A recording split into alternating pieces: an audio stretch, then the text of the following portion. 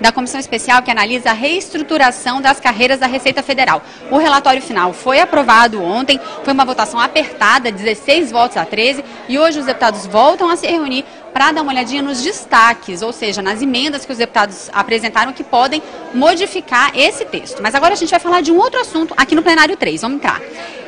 Aqui vai ser discutido, a Comissão de Legislação Participativa vai fazer uma audiência pública para debater fazer um balanço de um ano de aprovação da PEC das domésticas, a proposta de emenda à Constituição que garantiu os direitos às empregadas e aos empregados domésticos. É sobre isso que a gente vai conversar agora com a deputada Jo Moraes, do PCdoB de Minas. Deputada, bom dia. O que mudou nesse ano com essas conquistas?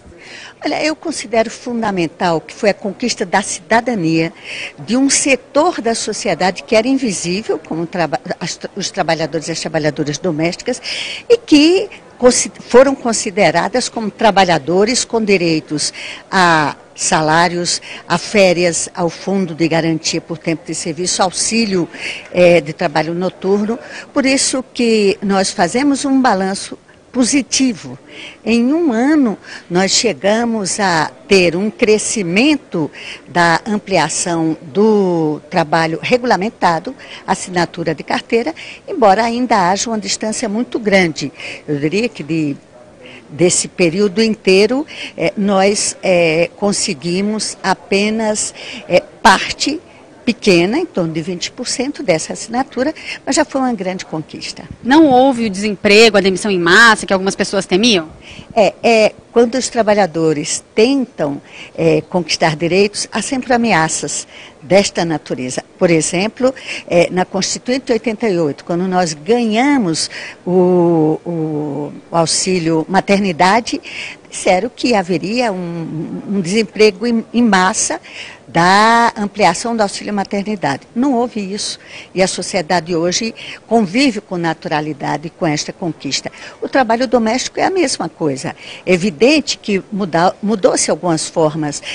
Às vezes as trabalhadoras que passavam os 5 dias passaram a ter o trabalho durante 3 dias. Por isso que eu acredito que nada que ameaça os direitos dos trabalhadores como um todo devem ser considerados, porque isso é apenas garantia de lucros e não a necessidade de um trabalho decente. Deputada, eu aproveito, a senhora é do PCdoB, aproveito para repercutir com a senhora uma aprovação importante que aconteceu ontem no Senado, do projeto que institui a cláusula de barreira, dificulta o acesso de partidos que hoje têm uma representatividade menor aqui no Congresso Nacional, nas próximas eleições. Qual a avaliação a senhora faz da aprovação desse projeto e da análise da reforma política que começa a tramitar aqui na Câmara dos Deputados também? É bom a gente partir da ideia de que a crise política, institucional, que é permeada pela corrupção, não se faz a partir dos pequenos partidos ideológicos, se faz a partir dos grandes partidos. Quem está submetido à Lava Jato, quem está submetido a essa crise de corrupção, são pessoas dos grandes partidos. Então, para você aperfeiçoar a legislação, você tem que ter critérios. E o que se viu ontem no Senado é uma ameaça real para os únicos partidos que têm substância política, substância ideológica e que não estão envolvidos em toda essa crise aí. Fica de fora da reforma política, partidos históricos como o PCdoB, o meu partido, o PPS, o Partido Popular Socialista, o PSOL, inclusive o PV, o Partido Verde, que é praticamente os partidos que têm bandeiras caracterizadas, têm programa.